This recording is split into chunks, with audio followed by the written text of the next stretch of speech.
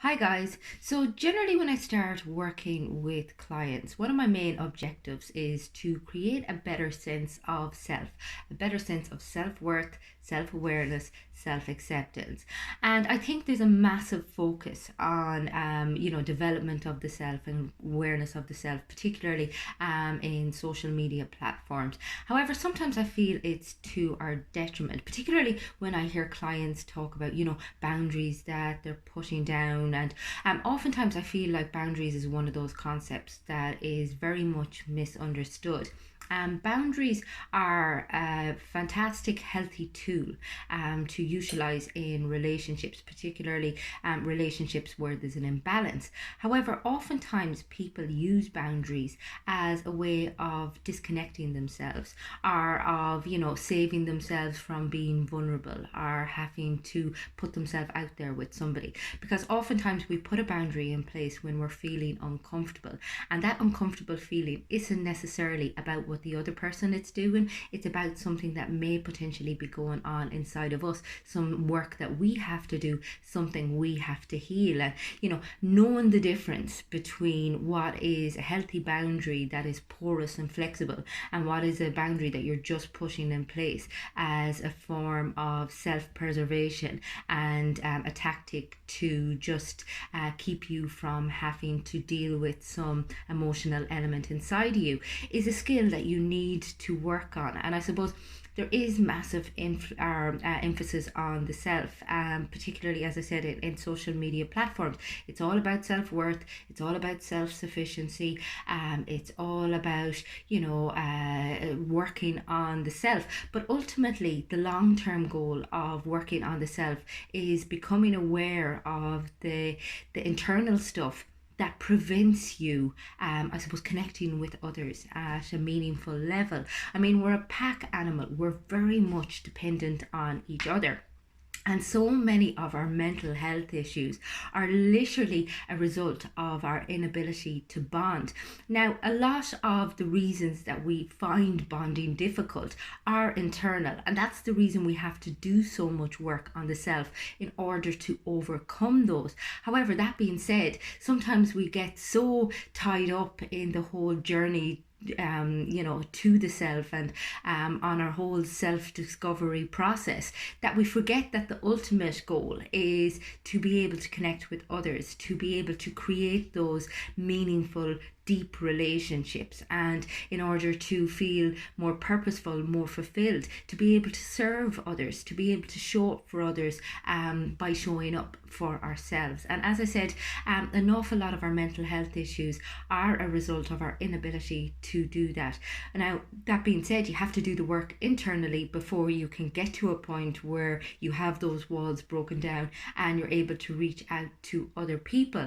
But it's funny when we look at studies on addiction, and oftentimes addiction is just driven from there being nothing there to bond to, so literally we're that innately wired to bond that we will find something, whether it's training, whether it's alcohol, whether it's drugs, whatever it is that we can find to replace that human interaction, we will go with it.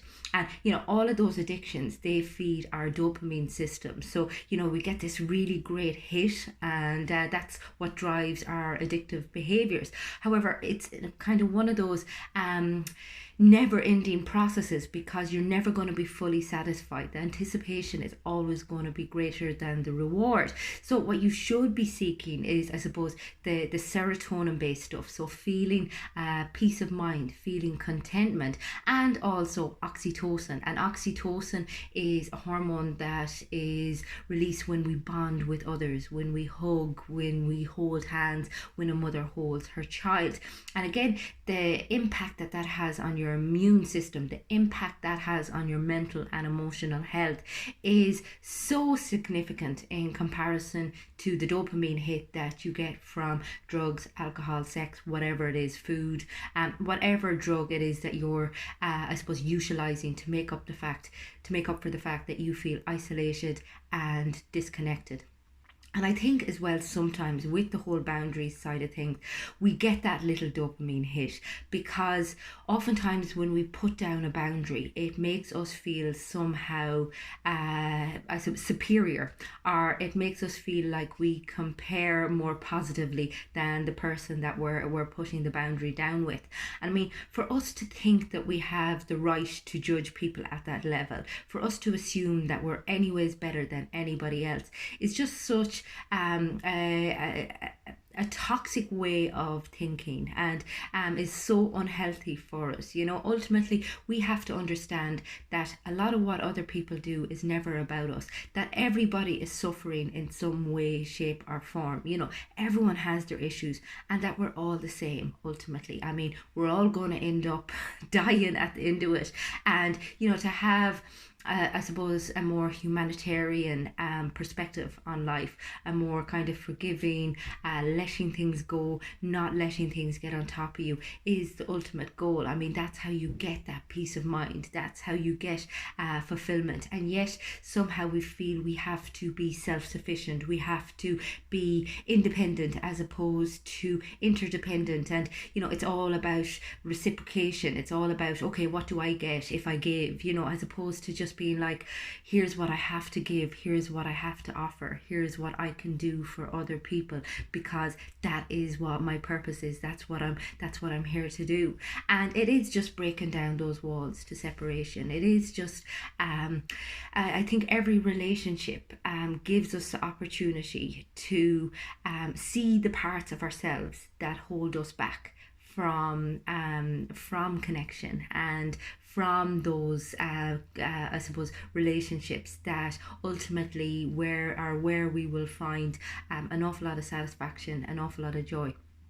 So, as I said, it's about working through the reasons that you struggle to connect, working through all of the blockages within the self, with the long term goal of being able to reach others, as opposed to finding reasons why you need to block others out. So, next time you're thinking about putting a boundary in place, have a little think about what the motivation is behind it. Is it a genuinely necessary boundary, or is it something that you're just using to keep you from having to get in too deep with somebody? If you are struggling to connect with others, if you are feeling isolated or lonely, if you struggle to connect with your partner, I can help you. As well as that, if you're experiencing any mental or emotional health issues, get in touch on my website. It's fundamentals.ie. You'll also catch me on Facebook and Instagram. Both of those pages are called Fundamentals.